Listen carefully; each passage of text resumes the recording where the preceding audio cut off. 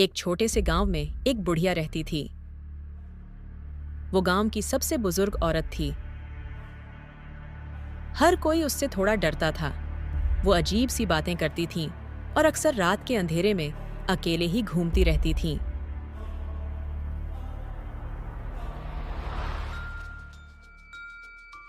मुझे तो लगता है वो बुढ़िया जादू टोना जानती है। हाँ, मुझे भी ऐसा लगता है। कुछ लोग तो ये भी कहते थे कि वो एक चुड़ैल है, लेकिन कोई इस बात का सबूत नहीं दे पाता था।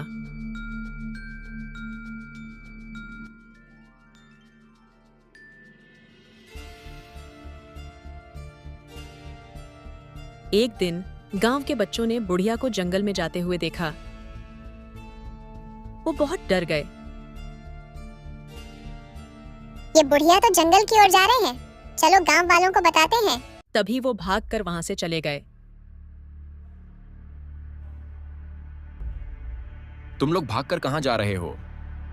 बुढ़िया जंगल की ओर जाकर कुछ कर रही है। बड़े लोग भी घबरा गए। उन्होंने सोचा कि शायद बुढ़िया कोई बुरा काम करने वाली है। वो सब मिलकर जंगल की ओर बढ़े।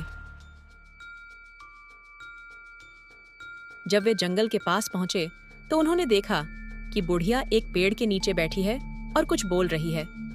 उसकी आवाज बहुत अजीब थी। ये बुढ़िया पेड़ के पास क्या बरबारा रही हैं? चलो जाके पूछते हैं।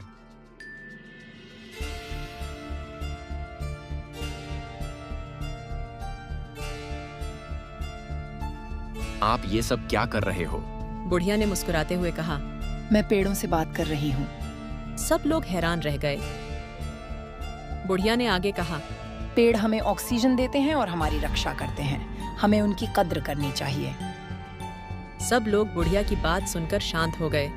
उन्हें लगा कि वो बहुत बुद्धिमान है। लेकिन जैसे ही वे घर लौटे, गांव में अजीब अजीब घटनाएं होने लगीं। जानवर मरने लगे, फसलें सूखने लगीं और घरों में अजीब आवाजें आने लगीं। गांव वाले फिर से डर गए। उन्हें लगा कि बुढ़िया ने कोई जादू टोना किया है।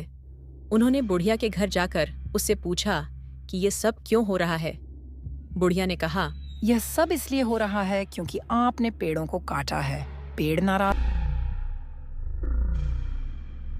उन्होंने पेड़ों को काटना बंद कर दिया और उनका ध्यान रखने लगे। कुछ दिनों बाद सब कुछ ठीक हो गया। जानवर वापस आ गए, फसलें लहलहाने लगीं और घरों में शांति छा गई। तभी एक रात जब सब लोग सो रहे थे, बुढ़िया का रूप बदल गया। वो एक चुड़ैल बन गई।